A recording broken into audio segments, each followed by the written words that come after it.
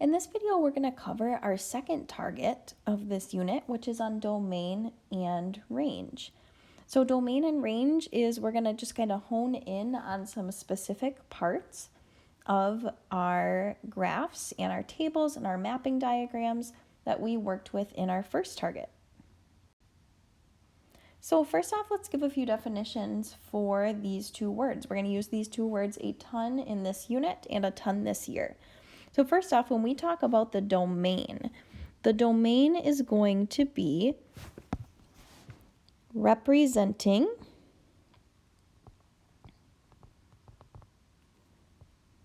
all of our x values. So when we're talking about domain, we're talking about our x values. Another word we might give the domain is the input into our function. The input. So a couple different words we could familiarize ourselves with as we talk about the domain. So the range is just the opposite. These are going to be talking about our y's. So going to represent all y values. And we'll call another word for range will be the output. So as we look at some different representations of functions today, we are going, some functions and non-functions, we're going to be trying to find the domain, which are all of the x values of the relation, and the range, which are all the y values. So we're going to look at tons of examples, but first thing that we want to decide is if our function is discrete or continuous, because that's going to make a difference in how we state our domain and range. So first off, we need to remember discrete and continuous. Discrete, that was a definition way back from last week. Discrete is a distinct or separate points. So very separate points when we talk about things like a person, we can only have a whole person. We can't have decimals of a person. Versus continuous, when we're talking about somebody's height, maybe, we could have decimal values as our height. So this is going to be like a full line, which we'll call continuous. So as I look at my first example here, which is a table, this is a discrete example. Discrete because these are distinct points. If I plotted this on the graph, this would look like points. It would not look like a line. So when we talk about our domain, we'll start there. Our domain, we're going to list these points. And typically we'll list these in order from least to greatest. And we'll use these fancy curly brackets here as we make this list. So domain, we said, are all of our x values. So we have -9, -2, 4, and 11. And our range represents all of our y values. So y, we have -5, 2, 8, and 15 as our range for this one. So this is discrete because these are separate points. Now letter B. Letter B is also a table of points. So this is also discrete. If I were to graph this on a graph, these would just be specific points. We wouldn't have a continuous line. So again, as we look at our domain for this one, a little bit longer list, we'll have our curly brackets. We have -2, 0, 3, 4, 6, and 10. Domain, again, is all of my x values. My range, we'll talk a little bit more about what this means in this unit, but for now, let's think of this like y. Our range is all of our y values. So we have -1, 0, 1, 3, 4, and 11. And letter C, another discrete example, because if we were to plot these points from the mapping diagram, these would just be specific points on our graph. So let's start with our domain, which is our x values. Now notice here we have -2, but we have 2 arrows coming out of -2. Now, as we list our domain and range, we're only going to list our values once. So we're going to list -2, 0, 1, and 3. And then our range, is -3, 1, 3, and 4. So these first three examples are all discrete because these are just specific, distinct points if we were to plot these on the graph. And so as we list discrete, domain, and range, these are just going to be sets of points. Now, as we look at letter D, this example gets much different. Now, rather than seeing these separate points as we look at graphs and we look at as we look at mapping diagrams and tables, now we're looking at a continuous line. I could draw this line without picking up my pen or my pencil, which means we're including fractions and decimals on this example. So rather than, as I look at this graph, it looks like we're going to start with our domain. Domain is our x values. And x always goes from left to right as we think about the x-axis. So as I go to my furthest point on the left, that value gives me -5 here as an x value. And as I go furthest to the right here and look at that x value on the right, that value is 2. Now, the tricky thing here is if I were to make a list of these values, like let's say -5, -4, -3, all the way up to 2, if I were to think about this on my graph, this would really just be points along this graph. But we need to include all of the values between -5 and -2. And +2. So rather than writing these continuous examples as a set of points, now we need to write this as an inequality. So we're going to have -5 as my smallest value, +2 as my biggest value. Domain is always my x's. I've got closed dot on my -5 and closed dot on my 2. Now keep in mind my smaller number always goes on the left when we're writing these inequalities. So my domain is all the x values of this graph go from -5 to +2.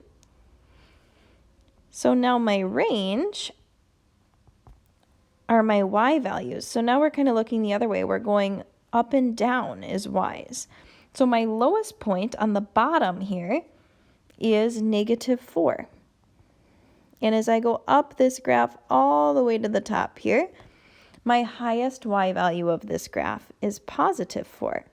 And we have closed dots for both of these. So notice in a continuous example how writing this looks different. All right, letter E is also continuous. If I were to take my pencil or pen and try and draw this, I would draw from the start to the finish without picking up my pen or pencil. So looking at my domain, again, domain are my x values, and we're looking from left to right.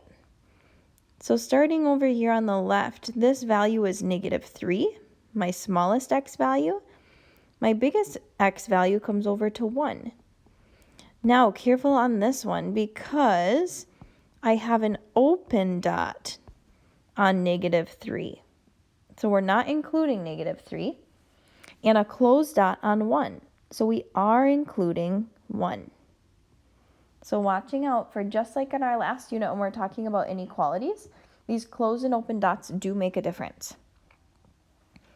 All right, let's look at our range now. So again, range, we're thinking up and down. These are my y's. The lowest value my graph goes to is -4. The highest value my graph goes to is 0. Now, as we look at these values, -4 is a closed dot. So for sure, for -4, we're going to have our less than or equal sign, or y is greater than or equal to. But my 0, we'll notice this open dot here. But since this graph also, a graph is made up of tons and tons and tons of points. So if we were to think about all of the points that line this graph, there's going to be a closed dot right here. So although there's an open dot over here on a y value of 0, this closed dot kind of takes power or precedence over that open dot. So this is actually included as well. this value of 0. All right, letter F. Letter F, we have distinct points. So if I wanted to draw this graph, I would have to pick up my pen or my pencil. So we're going to put discrete here for this one. These are distinct points. So like we said in our first three, A, B, and C, when we're writing the domain and range of specific points, we need a list. So this one kind of helps me if I were to, we're going to start by just looking at our x values. So this first point is 2, an x value of 2. This green point has an x value of 3. Purple is an x value of 5. The black point is an x value of 7. And the red is an x value of 9. So those are the x values of our points. Now again, the range is the y values of these points. And since it's discrete, we're listing these in points. So I'm going to start down here looking at my y value. This blue has a y value of 1. Red has a y value of 3. Green, a y value of 4. Black, a y value of 5. And purple, a y value of 6. So again, this is a great example as we look on these examples here. Continuous, we need some sort of inequality to make sure we're covering all of our decimals and fractions, where discrete is a specific, distinct list of points. All right, letter G. Letter G, we have a solid line here, so I could draw this without picking up my pen or my pencil, which means this is going to be a continuous example. Now, for my domain on this problem, we know we're going to need some sort of inequality.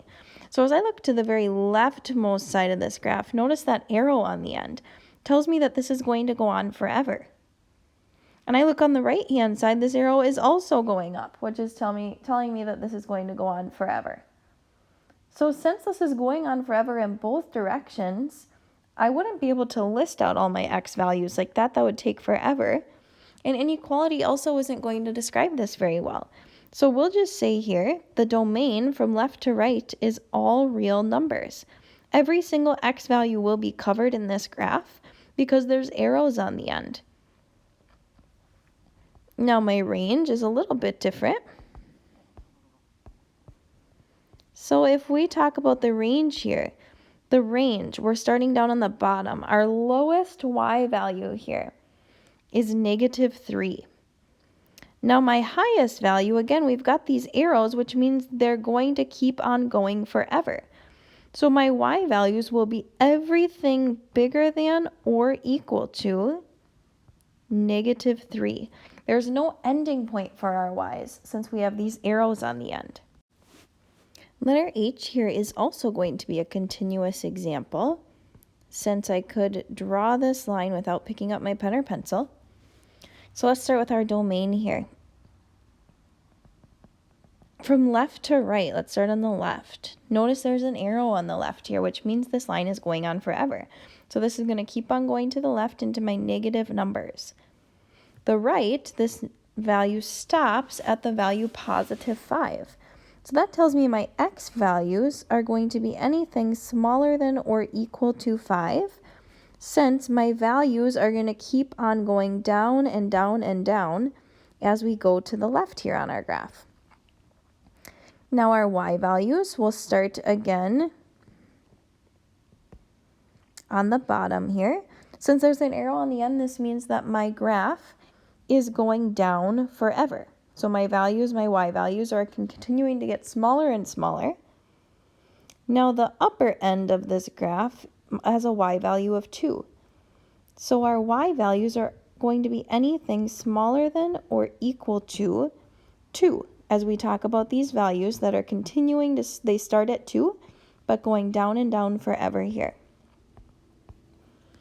Example I is another continuous example, as we could create this without picking up our pen or pencil. So from left to right, our domain, again, our x values, start over here at an x value of 0 and continue on the right-hand side to go on and on and on forever. So our x values are getting bigger and bigger. So our x values can be anything bigger than or equal to 0 for this example. Now our range, or our y values, start down here at 0. And again, this arrow, as we talk about going up, is going on and on forever. So our range is also going to start at 0 and go up with no limit on how high this value can go. Great job, you guys. A few left. All right, letter J. Letter J is another continuous example, many continuous here in a row.